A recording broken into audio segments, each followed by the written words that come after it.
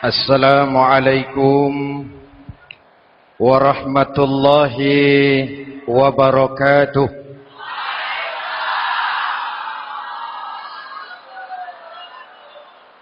Alhamdulillahi rabbil alamin. Wassalatu wassalamu ala asyrafil mursalin Sayyidina wa maulana Muhammadin wa ala alihi wa sahbihi ajma'in, amma ba'du. Saudara-saudara kaum muslimin yang berbahagia, hadirin, kesempatan malam ini saya ingin cerita akhirat saja. Sudah pernah ke akhirat belum? Mau? Kalau mau saya daftar, besok berangkat. Salah satu rukun iman yang 6, percaya kepada adanya akhirat.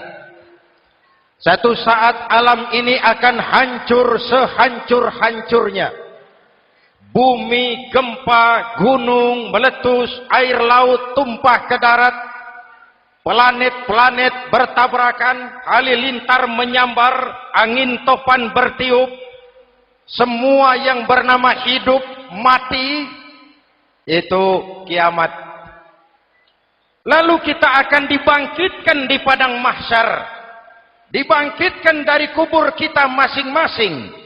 Dan subhanallah, pada saat bangkit dari kubur itu, keadaan muka kita ini menurut satu riwayat berubah menurut amalan kita masing-masing.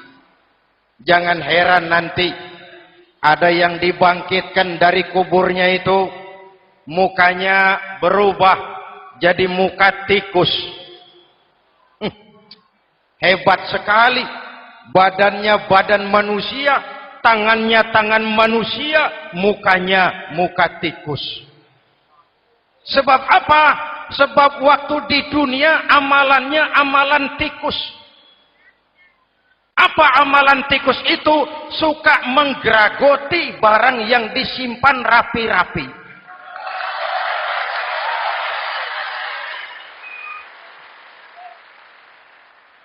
Itu nanti koruptor-koruptor yang menggeragoti uang rakyat, itu nanti bangkit mukanya muka tikus. Saudara lihat, oh ini yang geragoti uang rakyat mukanya muka tikus. Ada lagi yang bangkit dari kubur, mukanya itu berubah jadi muka harimau. Kenapa? Waktu di dunia amalannya amalan harimau. Apa harimau itu? Mau menang sendiri, keras kepala, kupeh. Di mana ada hutan, rajanya pasti harimau. Padahal hutan belum pernah bikin pemilihan umum.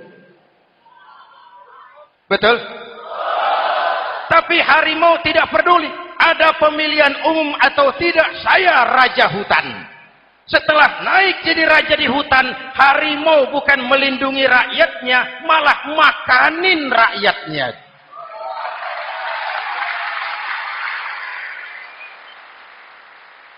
Orang-orang yang mau benar sendiri. Ada lagi yang bangkit dari kubur gagah, mukanya muka ketek. Sebab apa? Waktu di dunia amalannya amalan ketek. Apa ketek itu? Rakus, serakah, tamak. Coba, ketek itu kasih pisang, dimakan. Berikan lagi, pegang. Berikan lagi, kakinya yang megang. Temannya diberikan, masih dirampas juga. Ketek. Serakah. Kalau mental ketek masih gentayangan di republik ini, maka pemerataan cuman akan jadi dongeng. Kaum muslimin yang berbahagia, pada saat itu di akhirat nanti, setiap orang sibuk dengan urusannya sendiri-sendiri.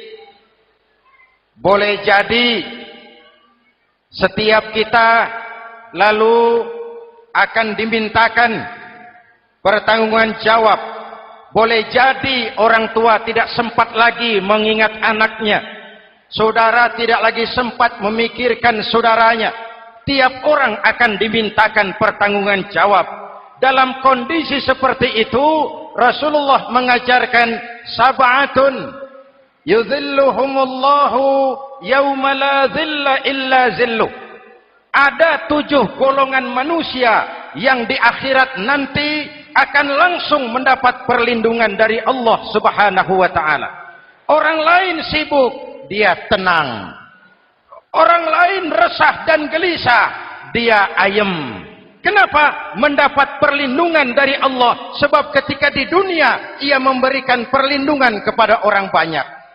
Siapa mereka? Mudah-mudahan kita termasuk salah satu di dalamnya. Mencari perlindungan Allah lebih-lebih dalam situasi sekarang ini. Pertama, imamun adil yang akan mendapat perlindungan langsung dari Allah adalah pemimpin yang adil. Sebab apa? Pemimpin yang adil melindungi banyak rakyat, maka pantas di akhirat dilindungi oleh Allah Subhanahu. Kita ini kan zon politikan. Kita ini makhluk yang tidak mungkin hidup sendiri-sendiri. Untuk melaksanakan hajat bersama, kita memerlukan pemimpin. Memilih pemimpin itu tidak sulit. Dalam fikih, ketika sholat, itu dijelaskan bagaimana cara memilih imam. Siapa yang diangkat jadi imam? Pertama, a'lamuhum. Orang yang paling alim di kampungmu siapa? Angkat jadi imam. Yang paling alim, paling menguasai persoalan sehingga bisa membawa bangsa keluar dari kesulitan. Pemimpin yang bisa menyelesaikan masalah, bukan yang menimbulkan masalah.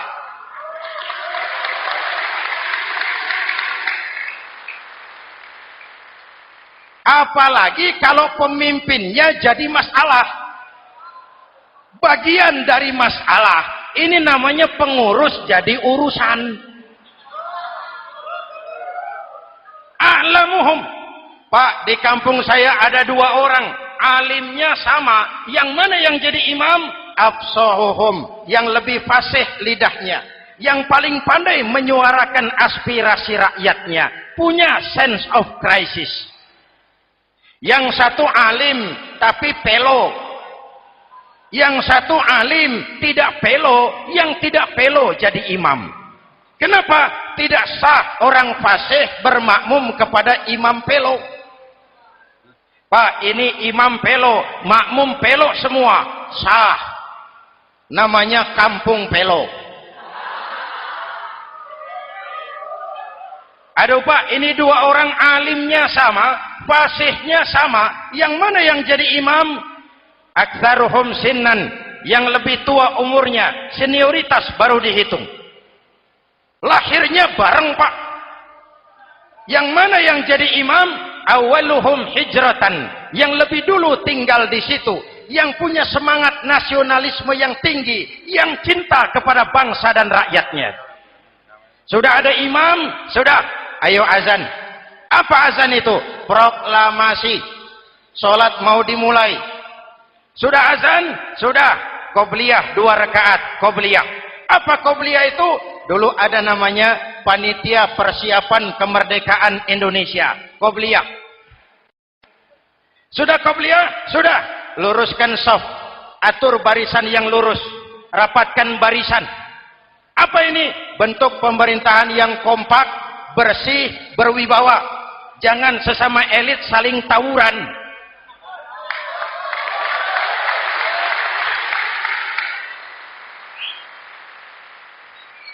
Luruskan shaf. Lalu shaf yang terdepan hendaknya diisi orang yang sedikit alim. Tidak perlu alim betul, sedikit alim. Maksudnya apa? Kalau imam keliru dia bisa tegur. Kalau imam salah dia bisa tegur. Kalau imam batal dia bisa gantikan. Ini wakil-wakil makmum. DPR, DPRD. wakil-wakil makmum. Sudah, ayo imam pimpin sholat. Sepakati dulu kita mau sholat apa, rakaatnya berapa, surah yang mau dibaca apa, pakai sujud tilawah apa tidak, supaya makmum tidak kaget-kagetan. Rakyat harus dikasih tahu pemimpinnya mau kemana, visinya apa, supaya makmum ikutnya ikhlas. Jelas? Hadirin yang saya hormati, kita memerlukan pemimpin yang adil, yang menaungi rakyatnya, sehingga dengan demikian nanti mereka akan dinaungi langsung oleh Allah Subhanahu. Mudah-mudahan Allah memberikan kepada kita rakyat dan bangsa Indonesia ini pemimpin yang adil. Saya yakin perjalanan waktu akan mengantarkan kita di mana orang-orang akan terbuka topengnya, sehingga akan jelas mana pembela rakyat, mana penyengsara rakyat.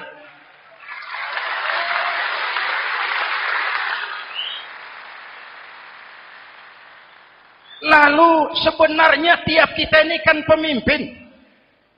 Pak Lurah pemimpin di kelurahannya, Pak Camat pemimpin di kecamatannya, kepala suami pemimpin di rumah tangganya, anak muda pemimpin bagi dirinya, dan setiap kita akan dimintakan pertanggungan jawab tentang apa yang kita pimpin. Marilah setiap kita berusaha menjadi pemimpin yang adil. Satu. Yang kedua, syab nasya'a fi ibadatillah, anak muda yang tekun beribadah kepada Allah. Amin. Remaja adalah masa depan kita semua. Akan bagaimana Republik Indonesia, bahkan akan bagaimana Islam di Republik Indonesia 20, 30, 40 tahun yang akan datang, anak-anak kita jawabannya. Jelas? Maka menghancurkan Islam tidak usah menyegel masjid, tidak usah menutup pesantren, tidak perlu melarang pengajian, cukup dengan meracuni remaja dan pemuda Islam, menjauhkan mereka dari agama dan ulama.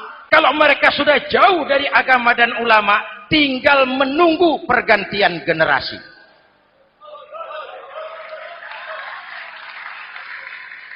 Maaf, kalau yang sudah 60 tahun ke atas, itu saya anggap angkatan selamat.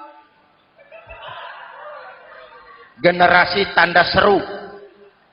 Insya Allah mantap akidahnya, tidak goyah imannya. Tapi yang 30 tahun ke bawah, adik-adik saya ini, the next generation. Kalian yang jadi pilot project. Remaja-remaja Islam, kalau mau jadi remaja dan pemuda modern, jangan dekat-dekat ke masjid kuno. Masjid khusus 70 tahun ke atas. Baca Quran kampungan. Ngaji urusan akhirat. Seiring dengan itu, modernisasi diartikan dengan westernisasi. Kau tidak bisa jadi pemuda modern kalau semua yang datang dari barat belum kau telan mentah-mentah. Kau harus bisa bergaul seperti orang barat, berpakaian seperti orang barat, berumah tangga seperti orang barat, makan minum seperti orang barat. Kalau nyanyi lagunya lagu barat yang orang lain nggak ngerti, kamu juga nggak tahu. Mengalirlah narkoba dalam segala bentuknya. Maka muncullah generasi-generasi santai, generasi-generasi salon yang mencoba mencari pelarian hanya dengan kesenangan sesaat, tapi menghancurkan masa depan yang pasti.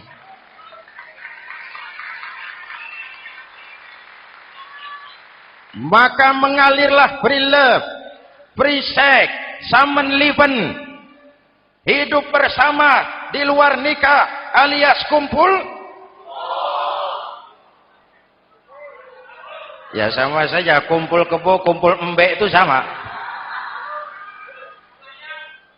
Hadirin yang saya hormati, kalau sudah hancur tinggal menunggu pergantian generasi. Oleh karena itu, adik-adik saya, para remaja, para pemuda, kalian harapan kami semua. Di pundak kalian Kami pertaruhkan hari depan bangsa dan negara ini. Hidup cuma putaran menunggu giliran. Ada saat datang, ada waktu pergi. Ada hari lahir, ada saat kembali. Ada hari dilantik, ada saat untuk menyerahkan jabatan. Hidup cuma sekadar menunggu giliran. Karena itu kepada kalian saya ingatkan satu ucapan orang bijak. Hai anak muda, berpikirlah kau di waktu pagi, bekerjalah di waktu siang, makanlah di waktu sore, dan tidurlah di waktu malam. Berpikir di waktu pagi, belajar mumpung masih muda. Bekerjalah di waktu siang, amalkan ilmu itu setelah dewasa. Makanlah di waktu sore, hari tua tinggal menikmati hasilnya. Tidurlah di waktu malam, matilah dengan tenang. Kalau pagi kau tidak berpikir, nanti siang kau tidak akan bisa bekerja. Kalau siang tidak kerja, nanti sore mau makan apa? Kalau sore tidak makan, alamat malam enggak bisa tidur.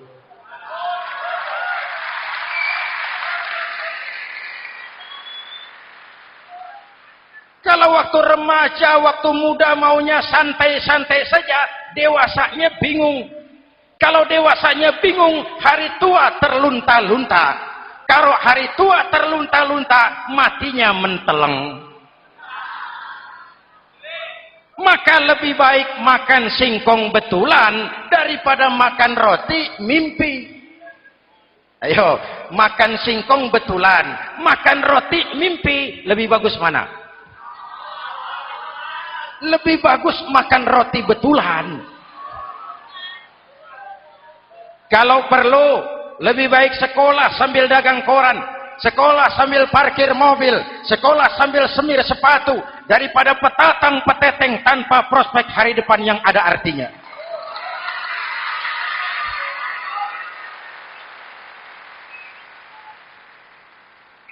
Inilah golongan kedua yang nanti akan langsung mendapat perlindungan dari Allah. Anak muda yang tekun ibadah. Kalau orang tua tekun ibadah, pantas.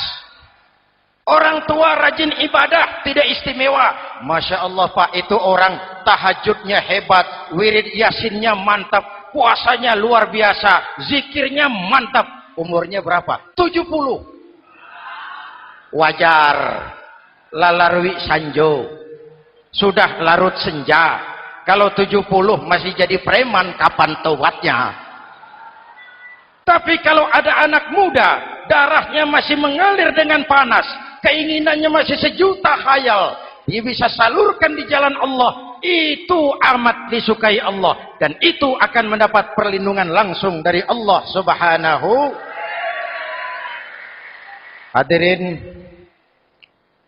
kaum muslimin di seluruh tanah air yang saya cintai.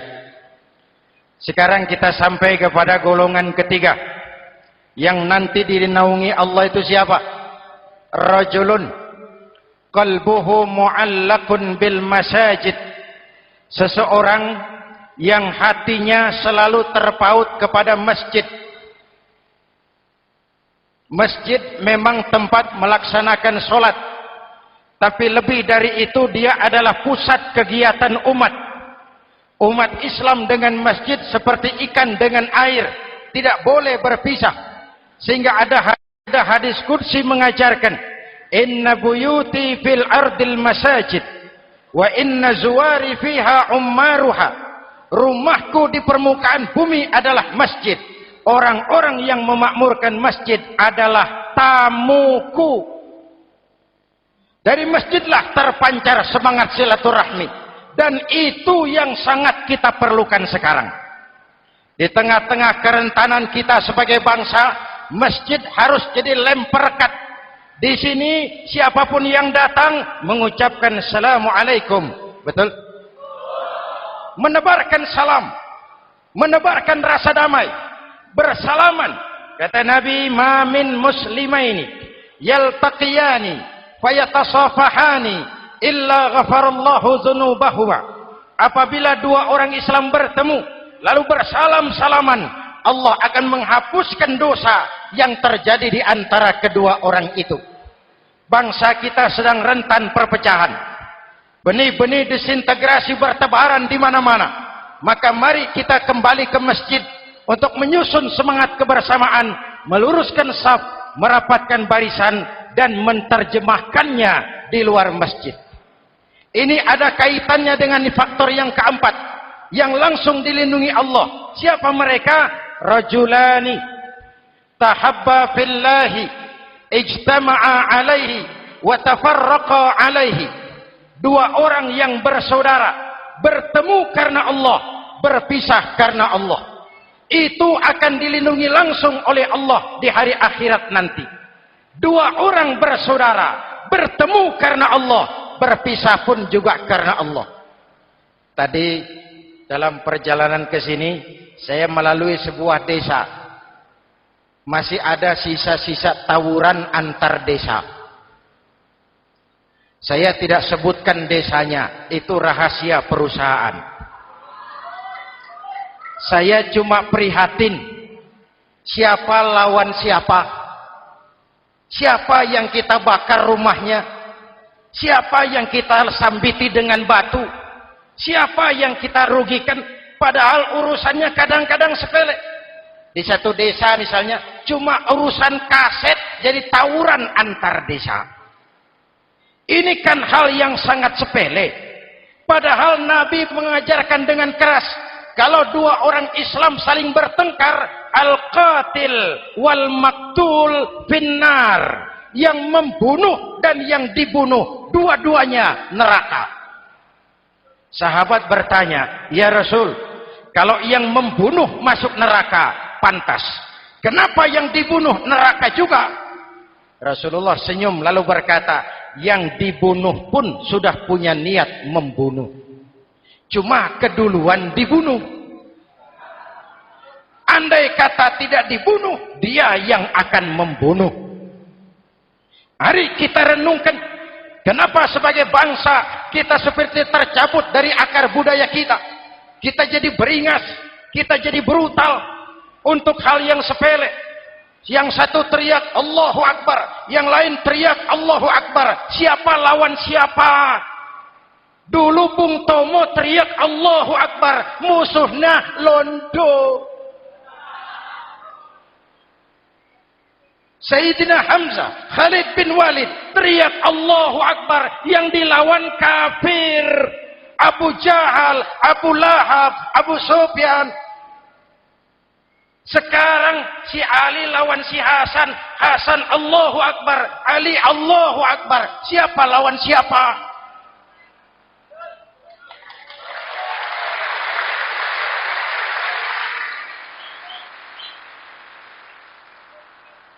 Kenapa kita jadi begitu mudah menggunakan nama Tuhan untuk melampiaskan ambisi pribadi? Kenapa Allahu Akbar yang begitu sakral kita lepas cuma untuk pelampiasan sebuah dendam? Dua orang yang bersaudara, bertemu karena Allah, berpisah karena Allah. Itu ukurannya. Kau di jalan Allah, kau saudaraku. Keluar dari jalan Allah, selesai persaudaraan sampai di sini.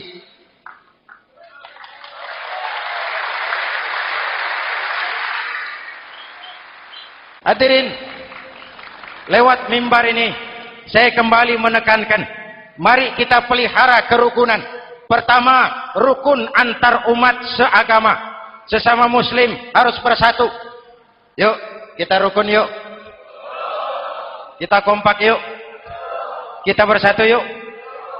Sesama muslim, kaos boleh berbeda, boleh. Jaket boleh tidak sama, silakan. Paham politik boleh berbeda, boleh. Kau lewat sana, saya lewat sini, nanti kita ketemu di sana. Betul? Mari lapang dada menerima perbedaan, tetapi mengarah kepada satu tujuan yang sama. Walaupun bineka, kita ini tunggal. Seperti dilatih di masjid ini. Dua orang yang bersaudara, bertemu karena Allah, berpisah karena Allah. Hati-hati, di masyarakat sekarang ini kan lebih banyak tukang kompor daripada tukang lem. Tahu tukang kompor? Hangati sana, panasi sini, bakar sana, sulut sini. Terbakar kita, dia lari tepuk tangan. Udah capek kita rakyat diobok-obok. Udah capek kita rakyat dialamatkan, dijadikan address. Semua kalau pidato demi rakyat, untuk rakyat, buat rakyat, padahal nggak pernah kenal sama rakyat. Kita cuma jadi alamat. Mari kita kokohkan akar kebersamaan. Kita sama-sama anak Ibu Pertiwi. Di negeri ini kita dilahirkan. Air negeri ini yang kita minum. Udara negeri ini yang kita hirup. Kalian remaja, kalian pemuda, lebih bertanggung jawab karena kalian anak Ibu Pertiwi. Hadirin yang saya hormati, maka tetaplah jaga semangat kebersamaan. Ini yang keempat. Yang kelima, rajulun zakarallaha khalian fafadat ainahu. Seseorang yang mengingat Allah dalam kesunyian lalu berlinang air matanya. Tengah malam, dikala orang sedang tidur, dia bangun munajat. Gemersik tikar tersentuh tangan, laksana lambaian tangan malaikat maut datang hendak merenggut nyawa. Terbayang dosa yang pernah dia kerjakan, air mata berurai membasahi pipi tanpa terasa. Orang yang munajat semacam itu nanti langsung mendapat perlindungan dari Allah Subhanahu. Saya pernah baca hadis qudsi, merinding bulu kuduk saya mendengar hadis qudsi ini. Terbayang Indonesia saya, Indonesiaku, Indonesiamu, Indonesia kita semua. Apa kata Allah dalam hadis qudsi? Inni la ahammu bi'azabi ibadi. Kadang-kadang aku muak melihat tingkah laku manusia. Aku kepengen turunkan azab. Kalau azab turun di bumi, kita sudah merasakan banjir di mana-mana. Manado banjir, Sumatera Barat banjir, Jambi banjir, Bengkulu, tanah longsor di Purworejo, Cilacap banjir, Sukabumi gempa, Pandeglang gempa, ekonomi terpuruk, antar kampung tawuran, antar elit di atas tawuran.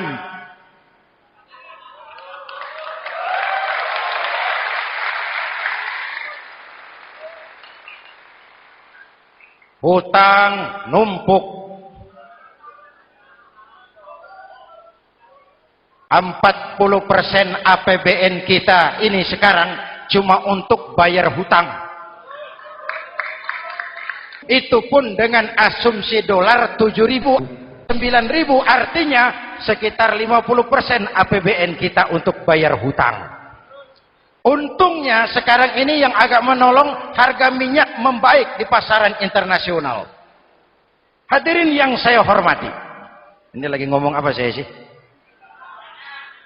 Aku pengen turunkan azab, tetapi kata Allah, ketika aku melihat orang-orang tua yang sujud di keheningan malam, bayi-bayi tanpa dosa masih menyujud. Ada hadis qudsi mengajarkan, inna buyuti fil ardil masajid wa inna zuwari fiha ummaruha. Rumahku di permukaan bumi adalah masjid. Orang-orang yang memakmurkan masjid adalah tamuku. Dari masjidlah terpancar semangat silaturahmi. Dan itu yang sangat kita perlukan sekarang. Di tengah-tengah kerentanan kita sebagai bangsa, masjid harus jadi lem perekat. Di sini siapapun yang datang mengucapkan assalamualaikum. Betul? Menebarkan salam, menebarkan rasa damai, bersalaman. Kata Nabi, ma min muslimaini yaltaqiyani fayatasafahani illa ghafarallahu dzunubahuma. Apabila dua orang Islam bertemu lalu bersalam-salaman, Allah akan menghapuskan dosa yang terjadi di antara kedua orang itu. Bangsa kita sedang rentan perpecahan. Benih-benih disintegrasi bertebaran di mana-mana. Maka mari kita kembali ke masjid untuk menyusun semangat kebersamaan, meluruskan saf, merapatkan barisan, dan menerjemahkannya di luar masjid. Ini ada kaitannya dengan faktor yang keempat, yang langsung dilindungi Allah. Siapa mereka? Rajulani tahabba fillahi ijtama'a alaihi wa tafarraqa alaihi. Dua orang yang bersaudara, bertemu karena Allah, berpisah karena Allah. Itu akan dilindungi langsung oleh Allah di hari akhirat nanti. Dua orang bersaudara, bertemu karena Allah, berpisah pun juga karena Allah. Tadi dalam perjalanan ke sini, saya melalui sebuah desa. Masih ada sisa-sisa tawuran antar desa. Saya tidak sebutkan desanya, itu rahasia perusahaan.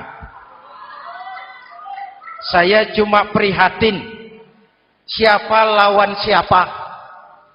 Siapa yang kita bakar rumahnya? Siapa yang kita sambiti dengan batu? Siapa yang kita rugikan? Padahal urusannya kadang-kadang sepele. Di satu desa misalnya, cuma urusan kaset jadi tawuran antar desa. Ini kan hal yang sangat sepele.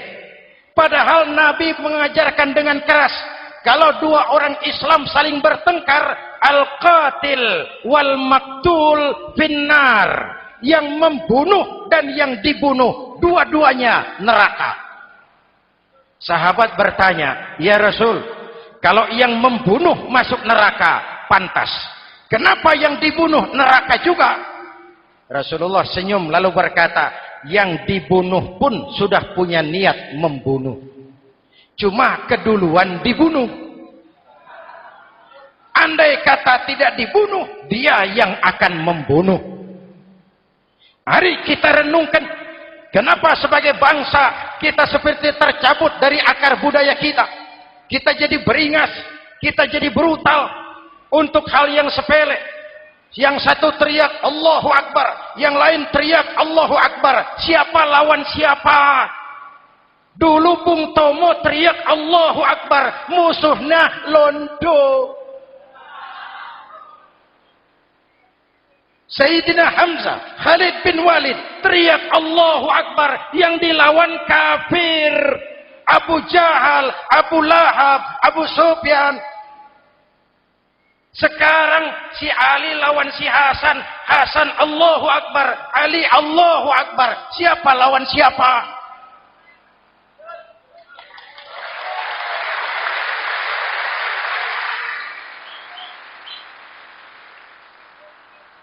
Kenapa kita jadi begitu mudah menggunakan nama Tuhan untuk melampiaskan ambisi pribadi? Kenapa Allahu Akbar yang begitu sakral kita lepas cuma untuk pelampiasan sebuah dendam? Dua orang yang bersaudara, bertemu karena Allah, berpisah karena Allah. Itu ukurannya. Kau di jalan Allah, kau saudaraku. Keluar dari jalan Allah, selesai persaudaraan sampai di sini.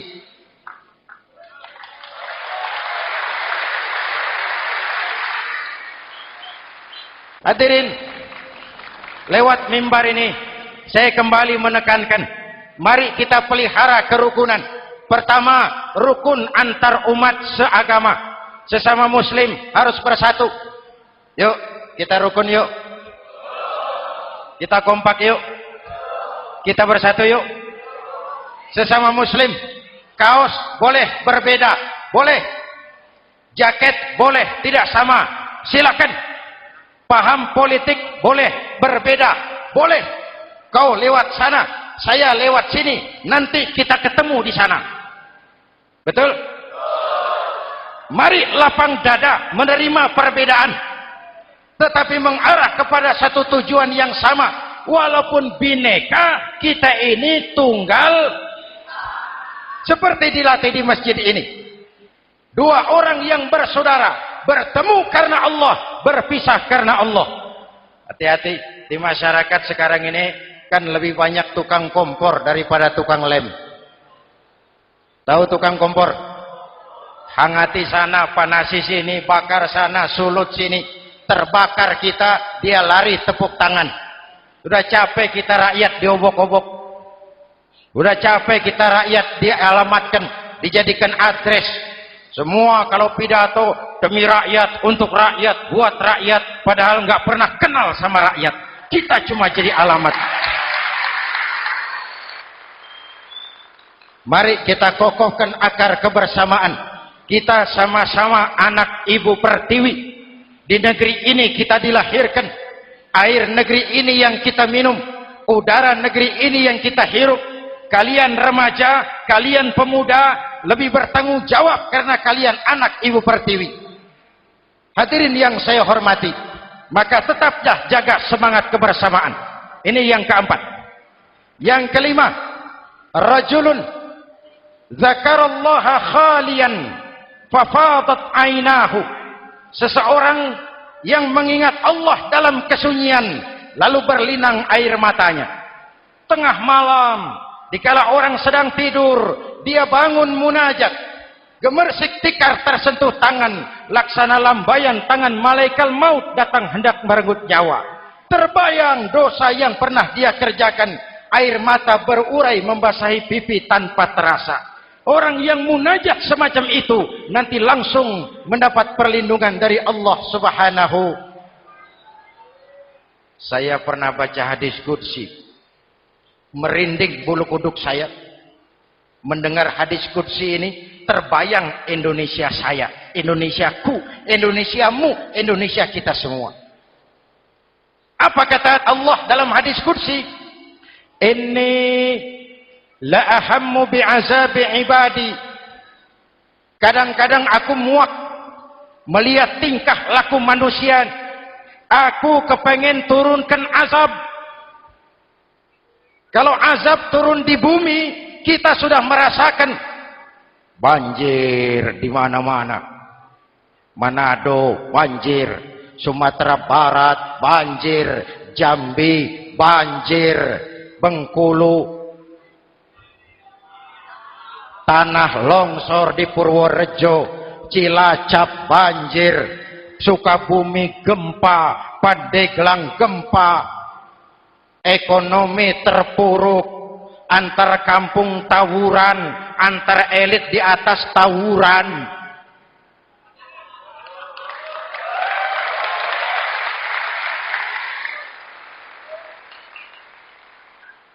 Hutang numpuk. 40% APBN kita ini sekarang cuma untuk bayar hutang. Itu pun dengan asumsi dolar 7.000, 9.000, artinya sekitar 50% APBN kita untuk bayar hutang. Untungnya sekarang ini yang agak menolong, harga minyak membaik di pasaran internasional. Hadirin yang saya hormati, ini lagi ngomong apa saya sih? Aku pengen turunkan azab, tetapi kata Allah, ketika aku melihat orang-orang tua yang sujud di keheningan malam, bayi-bayi tanpa dosa masih menyusu, binatang ternak melata mencari makan, murkaku surut, azab aku tarik kembali. Ayo renungkan hadis ini. Allah mau marah nggak jadi, azab ditarik, kesulitan diangkat, pertolongan datang, ada yang meredam murka Allah. Allah mau marah nggak jadi. Kenapa? Orang-orang tua yang tengah malam sujud sambil berlinang air mata, itu yang meredam murka Allah. Yang ikhlas menangis kepada Allah, bukan menangis berdasarkan pesanan.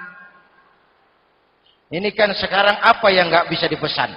Istighosah pesanan, demo pesanan, 10.000 berangkat. Ngerti apa enggak urusan soal lain.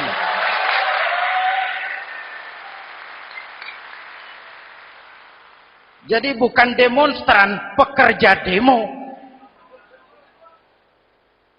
Orang tua yang ikhlas nangis kepada Allah di keheningan malam, kita hutang jasa kepada orang-orang tua yang ikhlas seperti itu. Itu yang menjaga keselamatan bangsa. Allah mau murka enggak jadi. Sepanjang masih banyak orang-orang tua yang sujud di tengah malam.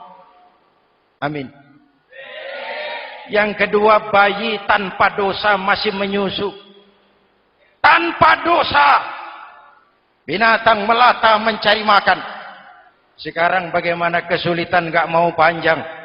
Mengamalkan hadisnya terbalik. Yang disuruh itu orang tua tengah malam sujud, bayi tanpa dosa nyusu. Sekarang ini orang tua tengah malam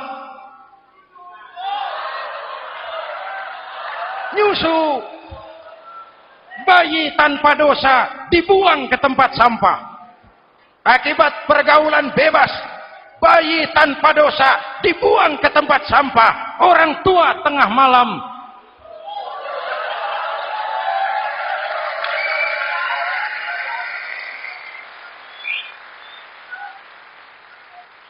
hadirin. Yang keenam, rajulun da'athum ra'atun zatu mansibin wa jamalin ila nafsiha faqala inni akhafu Allah rabbal alamin.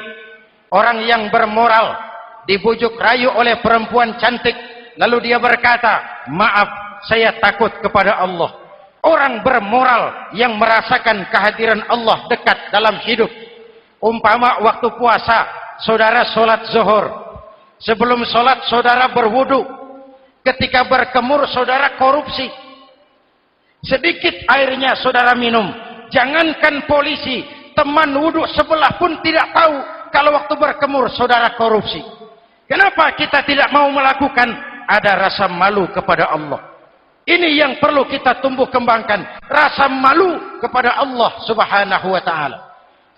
Yang ketujuh, rajulun tasaddaqa bi sadaqatin fa'akhfaha. Orang yang bersedekah lalu disembunyikan sehingga tangan kiri tidak tahu apa yang diberikan oleh tangan kanan. Orang yang punya kepedulian tinggi tetapi ikhlas menolong yatim, membantu sesama dalam rangka menegakkan masyarakat yang adil dan makmur. Mari kita mohon kepada Allah, semoga kita semua senantiasa dalam perlindungannya di dunia ini dan lebih-lebih di akhirat nanti. Al-Fatihah. A'udzubillahi Siratal ladzina an'amta 'alaihim ghairil maghdubi 'alaihim waladdallin. Amin. Bismillahirrahmanirrahim. Alhamdulillahirabbil alamin. Allahumma shalli ala Muhammad wa ala alihi wa sahbihi ajmain.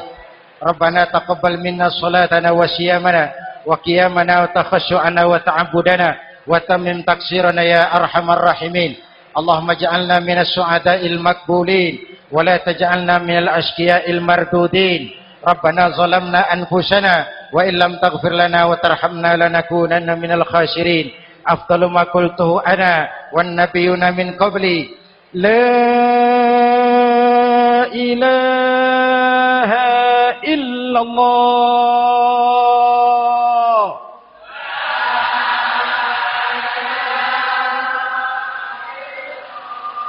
La ilaha illallah.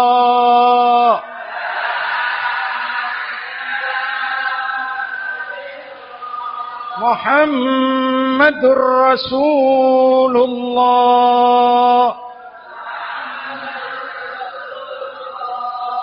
Kalimatu haqqin 'alaiha nahya wa 'alaiha namut wa 'alaiha nubashu insyaallah minal aminin wa akhiru da'wana alhamdulillahi rabbil alamin. Assalamualaikum warahmatullahi wabarakatuh.